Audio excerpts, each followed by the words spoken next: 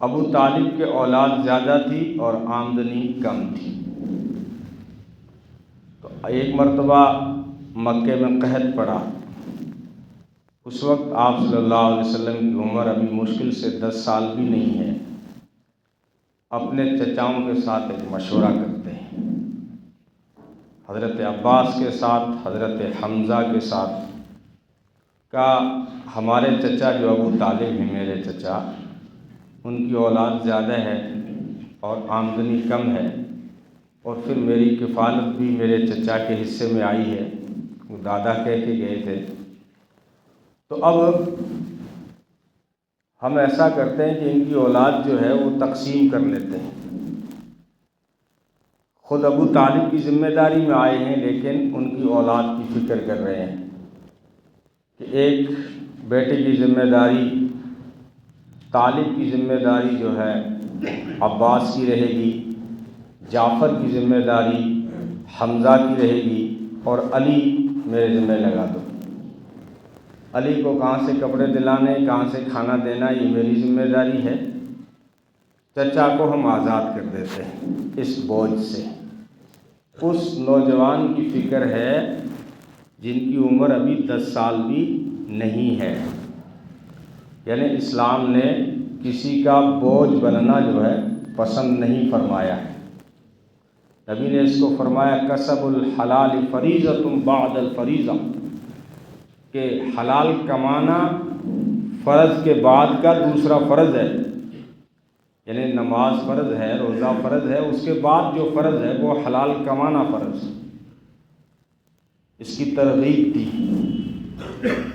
تو یہ تو ہوا کم عمری کا واقعہ۔ تھوڑے اور بڑے ہوتے ہیں، 12 سال کی عمر کسی نے لکھی، کسی نے 11 سال۔ تو چچا کا قافلہ جا رہا ہے ملک شام کی طرف۔ تجارت کی غرض سے عرب کے لوگ جو ہے کبھی یمن جاتے تھے، کبھی شام جاتے تھے۔ رومن امپائر جنہیں کہتا تھا، سپر پاور طاقت، ہندوستان بھی آتے تھے، ملیشیا بھی جاتے تھے۔ تو ابو طالب کا قافلہ تجارت کی غرض سے ملک شام جا رہا ہے۔ آپ صلی اللہ علیہ وسلم کی عمر اس وقت 11-12 سال ہے۔ وہ چچا سے کہتے ہیں کہ میں بھی آپ کے ساتھ تجارت کی غرض سے ساتھ میں چلوں گا۔ اس سے پہلے بکریاں بھی چرائی۔ جب ابو طالب کے یہاں آئے تو بکریاں چرائی۔ ایک تو ہے حلیمہ کے یہاں، حلیمہ کے یہاں بکریاں تو شیمہ چرایا کرتی تھی، صرف اپنے بھائی کو ساتھ میں لے جایا کرتی تھی۔ لیکن ابو طالب کے یہاں جب آئے تو پہلے بکریاں چرائی اور پھر تجارت کی طرف راغب ہوئے۔ اب یہ 11-12 سال کی عمر ہے۔ سیرت نگاروں نے لکھا ہے، اس واقعے کے اوپر بعض محدثین نے کلام بھی کیا ہے، کیونکہ اس میں جو ایک راوی ہے انہیں جو ہے مشکوک ٹھہرایا ہے، لیکن بہت ساری حدیث کی کتابوں میں، ترمذی وغیرہ میں واقعہ موجود ہے، اس لیے محدثین کہتے ہیں کہ یہ روایت جو ہے موضوع اور من گھڑت نہیں ہے، یہ واقعہ صحیح ہے۔ اب جب ملک شام کی سرحد میں داخل ہو جاتے ہیں، ایک شہر آتا ہے بصرہ۔ بصرہ الگ ہے جو عراق میں ہے، یہ بصرہ ہے۔ وہاں جب پہنچے تو کوئی وہاں راہب تھا، بحیرہ راہب، جسے بحیرہ بھی کہا جاتا ہے، اصل اس کا نام بحیرہ ہے۔ تو اس نے چند نشانیاں دیکھی، کیونکہ اس نے آسمانی کتابوں کا وہ عالم تھا، اور اس نے آپ صلی اللہ علیہ وسلم کے اندر آخری نبی کی ساری نشانیاں دیکھی۔ اور ایک چیز اور دیکھی کہ جب آپ صلی اللہ علیہ وسلم کو ابو طالب نے، جب سارے لوگ درخت کے نیچے بیٹھ گئے تو کہا بھتیجے تھوڑی دیر تم جو ہے اونٹ سنبھال لو، اونٹ کو چرا لو۔ تو اللہ کے رسول صلی اللہ علیہ وسلم اس وقت ابھی 11-12 سال کی عمر ہے، اونٹوں کو سنبھالنے جاتے ہیں تو اس راہب نے دیکھا کہ جدھر بھی جاتے ہیں ان کے سر پہ بادل سایہ کرتا ہے۔ تو یہ دوسری نشانی تھی۔ تو اس راہب نے کہا تھا کہ ان کو آپ ملک شام نہ لے جائیں، کہ آپ ان کو یہاں سے ہی واپس کر دیں۔ تو بہت سارا مال وہیں بیچ دیا جاتا ہے اور ایک قافلے کو آگے بھیج دیا جاتا ہے، اور آپ صلی اللہ علیہ وسلم کو واپس مکہ بھیج دیا جاتا ہے۔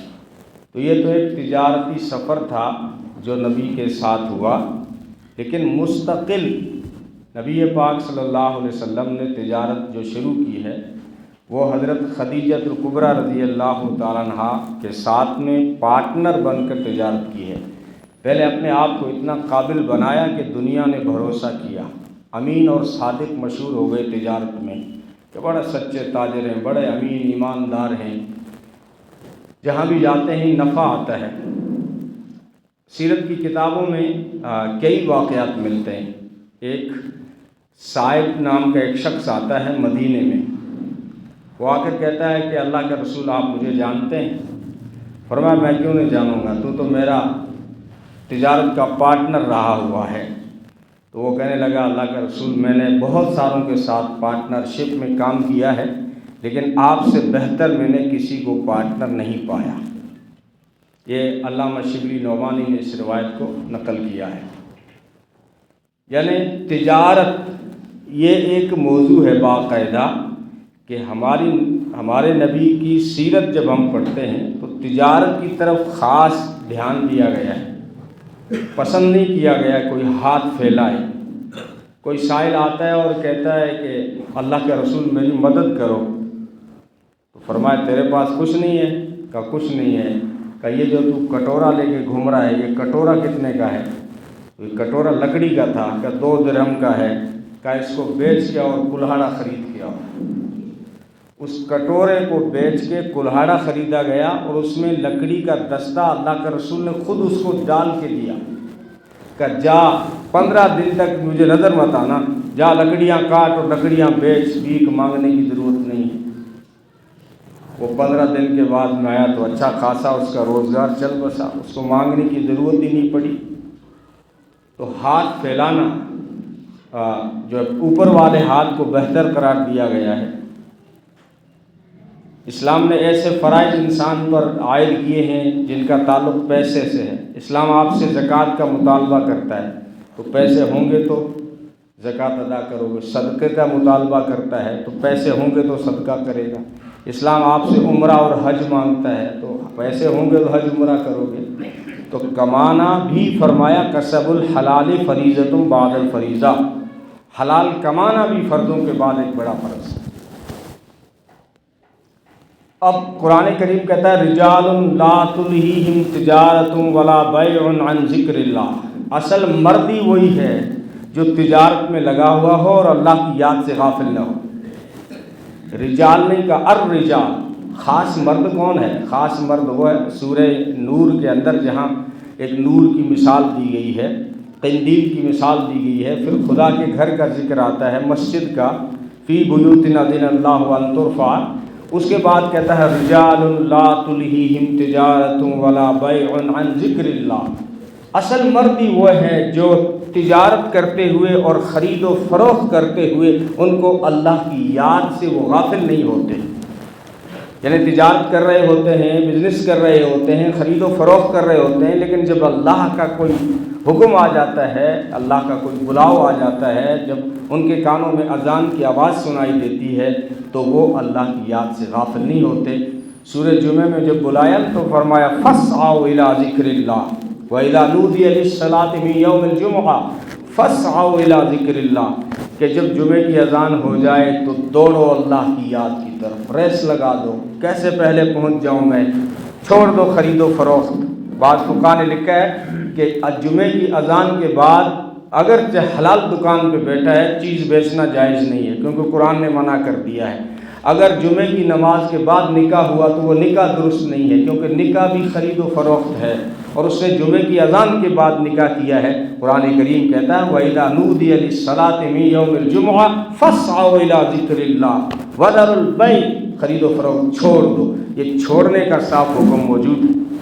اتنا آپ کو تیزی کے ساتھ میں نکالا تجارت سے، کاروبار سے، دکان سے، مشغولیوں سے، لیکن جیسے ہی آپ نے جمعہ پڑھا اور سلام پھیرا تو قرآن کریم کی اگلی آیت کہتی ہے فَإِذَا قُضِيَتِ الصَّلَاةُ، جب نماز ہو جائے، فَانْتَشِرُوا فِي الْأَرْضِ، پورے ملک میں پھیل جاؤ، پوری زمین میں پھیل جاؤ، جہاں جاتے ہو جا سکتے ہو وہاں جاؤ، وَابْتَغُوا مِن فَضْلِ اللَّهِ، رزق جو اللہ کا فضل ہے اسے تلاش کرو۔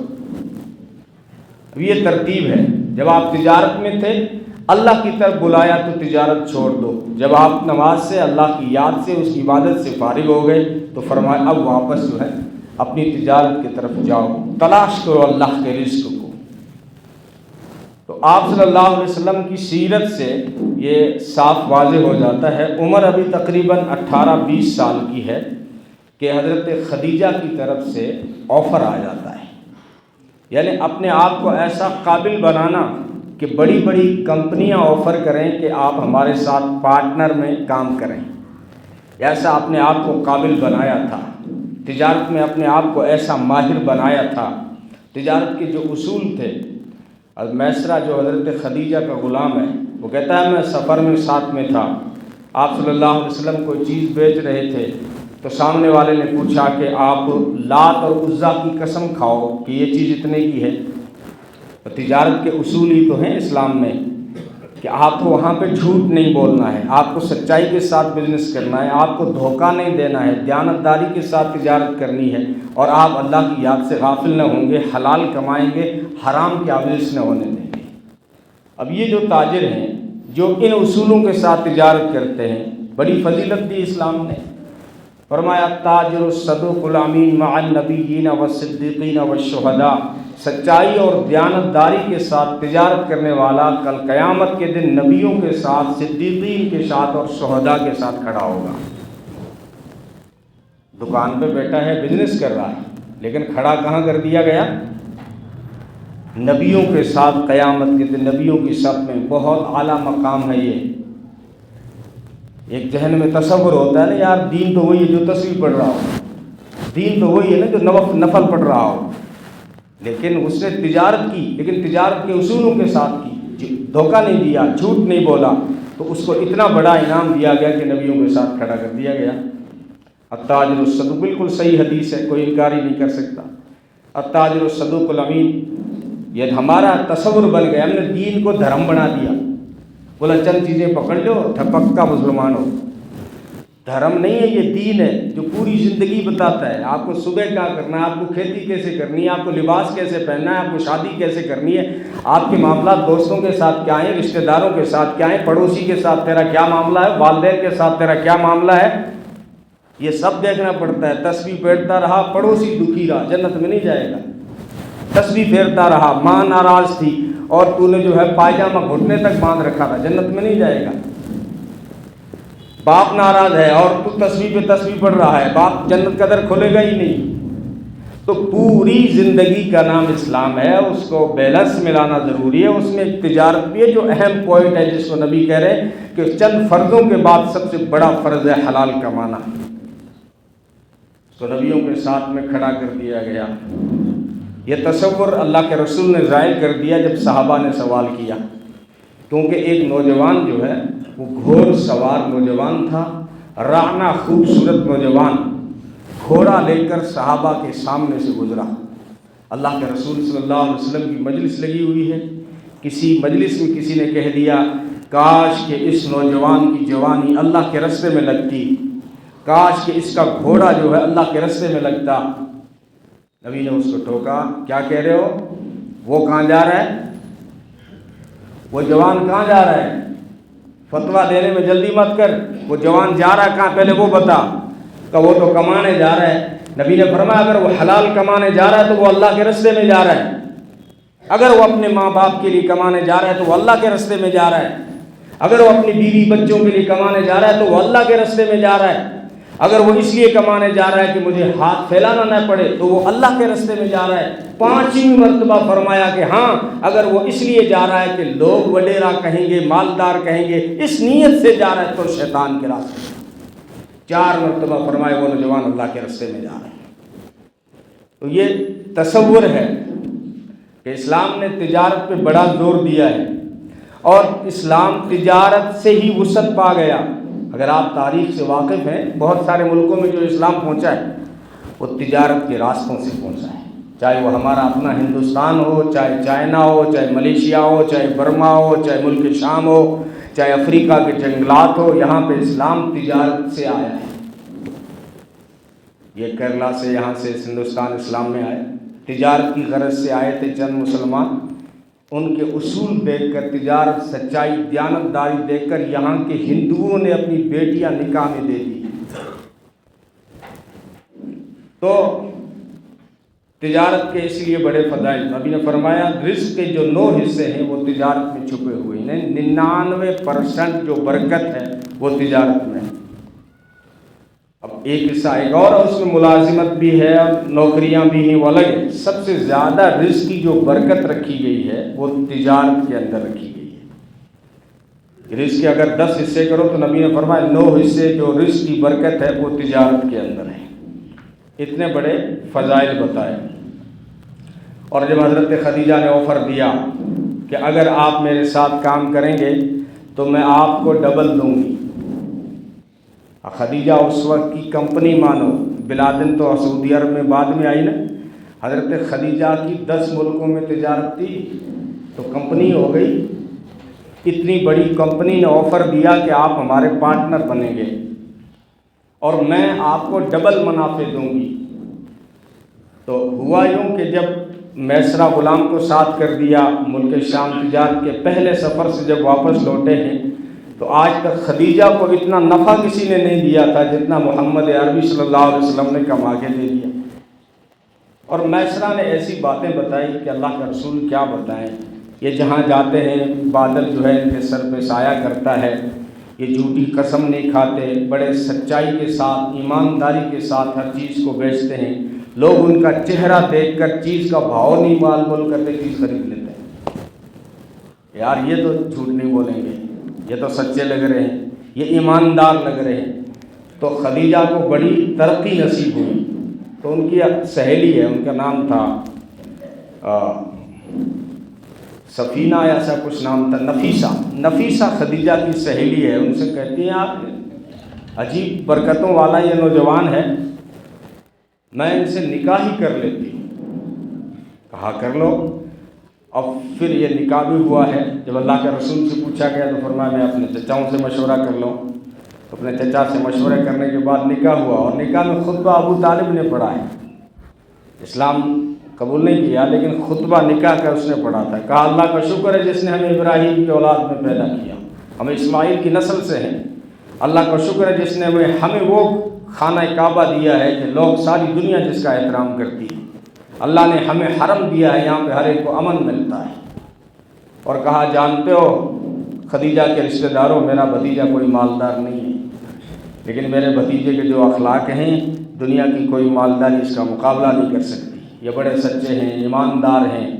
تو یہ خطبے میں ساری باتیں جو ہے ابو طالب کہتا ہے اور نکاح ہو جاتا ہے۔ اور اب یہ تجارت آپ دیکھ لیں، شروع سے یہ ذہنیت تھی 7-8 سال سے 10-12 سال میں ملک شام کا، اب 20 سال کے تقریباً ہوئے خدیجہ کے ساتھ کام شروع کیا۔ اب جو ہے نکاح کے بعد بھی جو ہے حضرت خدیجہ کے ساتھ میں جو ہے خدیجہ کا مال جو ہے کئی ملکوں میں لے کے گئے ہیں، صرف ملک شام کا ذکر نہیں ہے۔ آپ علامہ شبلی نعمانی کی سیرت کی کتاب ہے، اس میں پڑھیں، اللہ کے رسول تجارت کی غرض سے یمن گئے ہیں، اللہ کے رسول صلی اللہ علیہ وسلم تجارت کی غرض سے بحرین گئے ہیں، اور شام تو کئی مرتبہ، کیونکہ شام تو سال میں ایک مرتبہ سمجھو جانا ہی پڑتا تھا۔ اب یہ راز اس وقت کھل جاتا ہے جب بعد میں آ کر کوئی مسلمان ہوتا ہے، جیسے بحرین سے ایک وفد آیا۔ اب یہ وفد کا جو قصہ ہے وہ سارے سیرت نگاروں نے لکھا ہے، جتنے بھی سیرت پہ کتاب لکھی ہے اس نے یہ واقعہ ضرور لکھا ہے۔ اس وفد کا نام تھا وفد قیس، وفد قیس یعنی وفد عبد القیس اس آدمی کا نام تھا جو سردار ان کا امیر تھا، عبد القیس۔ تو ان کے وفد کو کہا جاتا ہے وفد قیس۔ آپ اس کو ریسرچ کر سکتے ہیں، یہ کہ عجیب وفد آیا ہے۔ اللہ کا رسول صلی اللہ علیہ وسلم جب یہ مدینہ پہنچا ہے تو اتنی طلب تھی، اتنی تڑپ تھی اللہ کے رسول سے ملنے کی کہ انہوں نے اپنے اونٹوں کو بیٹھنے کا انتظار نہیں ہونے دیا، اونٹوں سے چھلانگیں لگائی، دوڑ پڑے اور آئے اللہ کے رسول سے لپٹ رہے ہیں، کوئی چوم رہے ہیں، اتنی محبت سے۔ یہ بحرین سے بہت دور سے آئے، اب جغرافیہ اٹھانا کہاں مدینہ ہے اور کہاں بحرین ہے، جس سے آج بحرین کہتے ہیں، اصل لفظ بحرین ہے، 2 سمندر کے ملنے کی جگہ۔ تو بحرین سے یہ وفد آیا ہے، وفد عبد قیس۔ اب ان کا جو امیر تھا وہ سب سے اخیر میں آیا، سارے لوگ تو دوڑ کر ملے، لیکن اس نے کیا کیا؟ سفر کا لباس اتارا کہ نبی کا دربار ہے، شاندار لباس اور جبہ پہنا، اور پھر اللہ کے رسول صلی اللہ علیہ وسلم کے دربار میں آیا۔ یہ جو ہے بدصورت تھا، خوبصورت نہیں تھا۔ اب اللہ کا رسول صلی اللہ علیہ وسلم کا تو یہ مزاج ہی نہیں کسی کا عیب ٹٹولے، لیکن وہ خود ہی کہنے لگا کہ اللہ کا رسول، انسان کی خوبصورتی اس کے رنگ سے نہیں ہوتی، اس کی زبان اور اس کے دل سے ہوتی ہے۔ فرمایا تو بہت اچھا آدمی ہے، ہم آپ کی کوئی برائی نہیں کرتے۔ تو کہنے لگا اللہ کا رسول جی تو بہت کرتا ہے کہ ہم ہر سال جو ہے آپ کی خدمت میں حاضر ہوں، لیکن ایک تو دوری ہے اور بیچ میں قبیلہ رہتا ہے، قبیلہ مضر، ان سے ہماری لڑائی چلتی رہتی ہے، اس لیے راستے جو ہے پرامن نہیں ہیں۔ اب ہم اسلام سیکھنے آئے ہیں آپ کے پاس، اب آپ کو جو بتانا ہے وہ آپ بتا دو، اور تفصیل کے ساتھ ہمیں بتا دو کہ ہمیں کون سی چیزیں اپنانی اور کون سی چیزیں نہیں اپنانی۔ اللہ کے رسول نے فرمایا نصیحت بعد میں کرتا ہوں، پہلے تو یہ بتاؤ تمہارا جو وہ فلاں گاؤں ہے اس میں ایک بوڑھی عورت رہتی تھی، وہ زندہ ہے کہ مر گئی؟ اور تمہارا جو گاؤں ہے نا اس کے سامنے ایک درخت تھا ٹیڑھا سا، بھی وہ کھڑا ہے کیا ہے؟ ان کو بڑا تعجب ہو رہا ہے کہ کیسی باتیں ہو رہی ہیں۔ اللہ کے رسول آپ کو ہمارے گاؤں کا، گاؤں کہاں ہے؟ بحرین میں۔ پوچھا کہاں جا رہا ہے؟ مدینے میں، کہ ہمارے گاؤں کے حالات اللہ کے رسول آپ کیسے جانتے ہیں؟ فرمایا میں نے تمہارے ملک کو تجارتی غرض سے خوب اچھی طریقے سے دیکھا ہے، ایک ایک گاؤں دیکھا ہے میں نے۔ اب یہ نبی کی سیرت بہت کم ہمارے سامنے آتی ہے۔ تجارت کی غرض سے نبی کے جو اسفار ہوئے، پھر وہ کہنے لگے آپ کچھ ہمیں ایسی باتیں بتائیں کہ اگر ملاقات نہ ہو آئندہ تفصیل سے ذرا بتا دیں ہمیں کون سی چیزیں اپنانی چاہیے اور کون سی نہیں اپنانی چاہیے۔ اب یہ سننے والی بات ہے، باتیں اللہ کے رسول کر رہے ہیں، اب ان کو نصیحت کرتے ہوئے کہہ رہے ہیں کہ 4 برتن استعمال مت کرنا، یعنی ان کے ملک میں جو برتن استعمال ہو رہے تھے وہ نبی کو پتہ، حالات سے اتنا واقف ہیں۔ آج صوفی صاحب اس کو سمجھا جاتا ہے جو لوگ زمانے کی اصطلاح سے ہی واقف نہیں۔ ایک نوجوان نے کسی مفتی صاحب سے پوچھا مفتی صاحب یہ انٹرسٹ جائز ہے؟ بولا منت حال ہے انٹرسٹ میں، کوئی انٹرسٹ کو نہیں۔ زمانے کی اصطلاح سے واقف ہونا یہ سنت ہے نبی کی۔ وہ بحرین سے آ رہے ہیں، ان کے یہاں جو 4 برتن استعمال کیے جا رہے تھے نبی کو پتہ ہے، منع کر دیا۔ فرمایا میری پہلی وصیت تو یہ کہ وہ 4 برتن استعمال مت کرو، آج کے بعد دبا استعمال مت کرنا، حنتم استعمال مت کرنا، نقیر استعمال مت کرنا، مزفت استعمال مت کرنا۔ یہ کیا لفظ ہے؟ اگر شراب کی فیکٹری کا انجینئر بتا دیتا یا مینیجر بتا دیتا تو تعجب نہیں ہوتا، وہ شخصیت بتا رہی ہے جن کے ذہن میں کبھی شراب کا تصور نہیں گزرا۔ بحرین میں یہ 4 بڑے برتن ہوا کرتے تھے جس میں شراب بنتی تھی۔ فرمایا دبا استعمال مت کرنا، حنتم، نقیر، مزفت۔ تو ایک صاحب نے عرض کیا اللہ کا رسول آپ کو کیسے پتا کہ ہم بحرین کے اندر ان برتنوں کے اندر شراب بناتے ہیں؟ فرمایا مجھے سب پتا۔ تو فرمایا اللہ کا رسول آپ بتائیں دبا کیا ہوتا ہے؟ فرمایا جانتا ہوں، جو بڑا کدو ہوتا ہے، کدو بڑا ہوتا ہے نا، آج کل آپ حلوہ بھی بناتے ہو اس کو، وہ بڑا کدو جب سوکھ جائے تو اس کی گری نکال دو تو وہ برتن سا بن جاتا ہے۔ عرب لوگ اس کا برتن یمن بحرین والے استعمال کرتے تھے، جیسے ہمارے ہاں پرانے زمانے میں اگر آپ کو یاد ہے کہ ناریل کا چھلکا سوکھنے کے بعد میں صحیح کاٹ دیا جائے تو 2 کٹوری بن جاتی ہے۔ تو کدو بڑا ہوتا ہے، اس کی گری نکال لیتے تھے اور اس میں شراب بن جاتے تھے۔ فرماتا آج کے بعد میں یہ برتن استعمال مت کرنا۔ دوسرا فرمایا حنتم استعمال مت کرنا۔ کہ اللہ کا رسول حنتم کیا ہوتا ہے؟ تو نبی نے فرمایا کہ تم جو ہے جو مٹی کے برتن ہوتے ہیں اس کے اوپر تم جو ہے لیپ لگا لیتے ہو چربی کی، تیل کی، تو پھر اس کے اندر جو شراب بنتی ہے بڑی خطرناک بنتی ہے، یہ بھی استعمال مت کرنا۔ اور نقیر بھی استعمال مت کرنا۔ کہ نقیر کیا ہوتا ہے؟ فرمایا بڑی لکڑی کی جو جڑ ہوتی ہے موٹی، اس کو کاٹ دیتے ہو اور اس کے اندر کی گری نکال دیتے ہو، اس کے اندر جو شراب بنتے ہو اتنی خطرناک شراب بنتی ہے کہ پینے کے بعد آدمی اپنے چچا کے بیٹے کا بھی قتل کر سکتا ہے. یہ نبی کہہ رہے ہیں کہ تیسرا تمہارا جو برتن نقیر ہے اس کے اندر ایسی خطرناک شراب بنتی ہے کہ اگر کسی نے پی لی تو وہ اپنے سگے چچا کے بیٹے کا قتل کر سکتا ہے. اسی مجمع میں ایک آدمی موجود تھا جس نے نقیر سے شراب پی تھی اور اپنے چچا داد بھائی کا قتل کیا تھا. اور کہا کہ تم جو ہے تم مزفت استعمال مت کرنا. پر مزفت کیا ہے؟ مٹی کے وہ برتن جس پہ تار کول چڑھا دیتے ہو تم، اور اس سے جو شراب بنتی ہے. فرمایا آج کے بعد یہ برتن استعمال مت کرنا. اب ان کو شراب چھڑانی مقصد تھی، اس لیے جو ہے ان برتنوں کو استعمال کرنے سے منع کر دیا. لیکن جب اسلام پھیلا اللہ کے رسول نے ان برتنوں کی اجازت دے دی. کب؟ جب شراب سب کو حرام ہونا سمجھ میں آ گئی تو پھر جو ہے بحرین بھی پیغام پہنچا دیا اسلام کا کہ وہ برتن جو میں نے منع کیے تھے وہ شراب بناتے تھے، شراب منع کرنی تھی اس لیے منع کیے، اب ان کو استعمال کر سکتے ہو. ہاں شراب مت ڈالنا، باقی کچھ بھی اناج ڈالو، کچھ بھی ڈالو، استعمال کر سکتے ہو. تو انہوں نے کہا اللہ کے رسول جب آپ 4 برتن ہی منع کر رہے ہیں تو ہم کس سے پانی پیئیں؟ فرمایا تم مشق سے پانی پیو. آج بھلے زمانے نے ترقی کر لی ہو لیکن مشق کا مقابلہ آج بھی نہیں ہے. آپ کہیں گے یہ مشق کیا ہوتا ہے؟ مشق آپ کے راجستھان کے شہروں میں آج بھی ملتا ہے.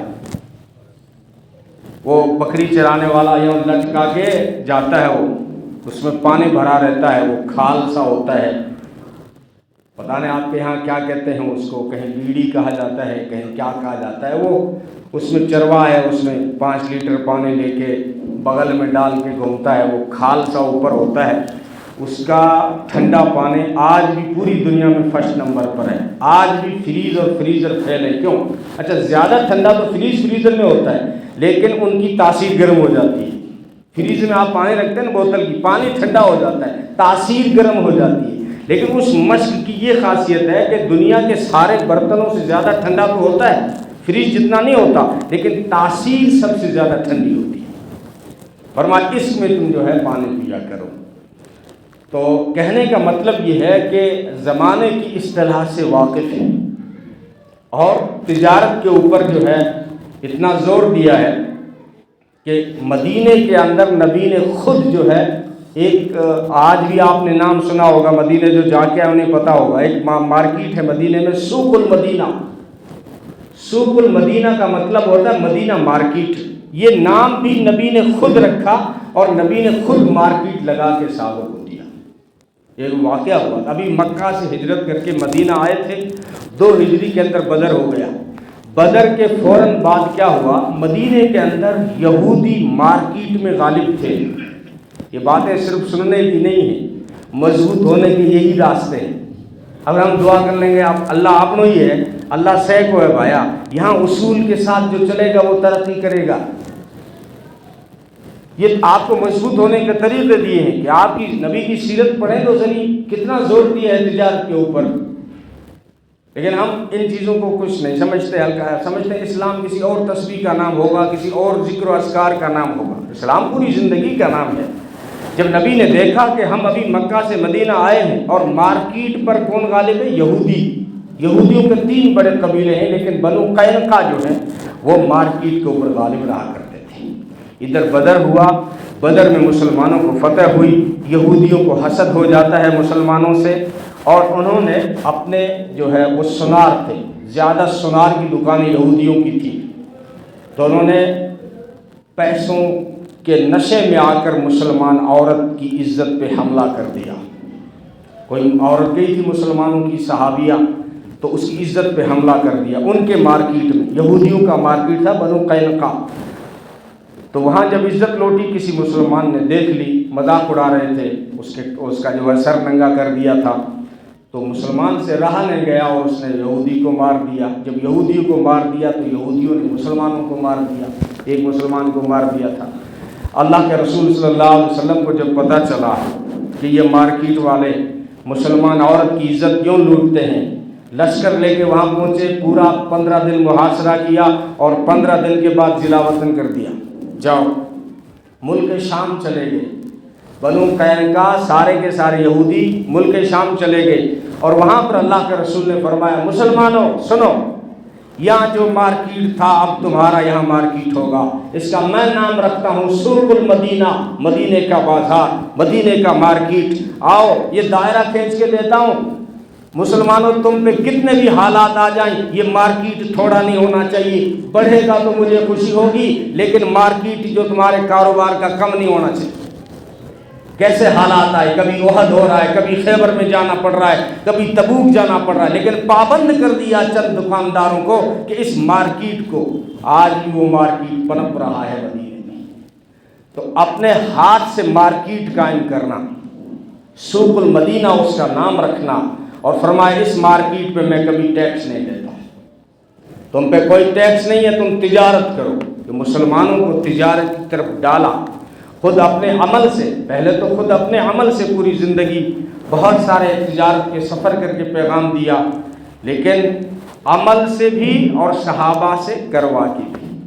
اب یہ بہت بڑا حکم ہے، اگر آپ نے اس کا جو ہے نتیجہ نکالا ہو تو وہ یہ ہے کہ قرآن کریم نے جو ترتیب بتائی تھی وہ یہ تھی کہ رجال لا تلہیہم تجارت ولا بیع عن ذکر اللہ، اصل مرد وہ ہیں جو تجارت اور بزنس کرتے ہوئے اللہ کی یاد سے غافل نہیں ہوتے۔ ترتیب یہی ہے کہ آپ تجارت میں جائیں، بزنس میں جائیں، لیکن جب اللہ کا بلاوا آ جائے، اذان آ جائے، کوئی اللہ کا حکم کا مطالبہ ہو جائے تو اس وقت وہ اللہ کا حکم پورا کرو، کیونکہ حکم دیکھا جاتا ہے۔ جیسے آپ دکان پہ جاتے ہیں 9:15 پہ روزانہ جاتے ہیں، شام کو 7 بجے آتے ہیں، لیکن آپ کو شام کو 4 بجے پتہ چلا کہ بیوی کے زکام ہو گیا ہے، تو اسلام کہتا ہے دکان بند کر، زکام کی دوا دلا، یہ اصول ہوتے ہیں۔ تو جب یہ ادنا سی بات ہے، تو ایسے ہی جب ہم نے دکان کھولی اور جو ہے 1:30 بجے اذان کی آواز آئی، اب اسلام کہے گا 15 منٹ بند کر، نماز پڑھ، پھر آ کے دکان کھول۔ یہ ہے اصل مرد کہ جو ہے تجارت میں رہتے ہوئے اللہ سے غافل نہیں ہوتے۔